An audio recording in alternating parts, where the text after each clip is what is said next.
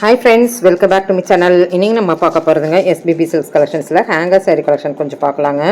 So இதெல்லாம் கொஞ்சம் டிஷ்யூலேயே ஒரு டிஃப்ரெண்ட் saree அப்படின்னு சொல்லலாங்க. 1247 டிஷ்யூ தாங்க. இதில் பார்த்தீங்கன்னா பார்டர் ஹேண்ட் வீவிங் மாதிரியே உங்களுக்கு இருக்கும், நல்லாயிருக்கும். ஒரு டிஃப்ரெண்ட் டிஷ்யூவில் வந்து நிறைய பார்ப்போம், ஆனால் இது ஒரு டிஃப்ரெண்ட் சொல்லலாங்க.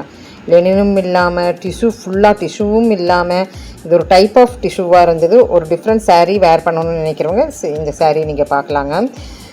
நல்லா இருந்தது. ஸோ ரேட் வைஸில் கொஞ்சம் பார்டர்லும் உங்களுக்கு வந்து இருக்கிற மாதிரி தான் இருக்குது. இதில் வந்து உங்களுக்கு வந்து ரோஸ் கலர், அப்புறம் ஆரஞ்சு கலர், இந்த மாதிரியெல்லாம் பார்டர்ஸ், கான்ட்ராஸ்டிங் பார்டர்ஸ் வந்த மாதிரியும் இருக்குது. ஒரு டிஃப்ரெண்ட் saree. அதில் வந்து லோகோஸ் வருங்க, பிரிண்ட் வச்ச மாதிரி டிஷ்யூ.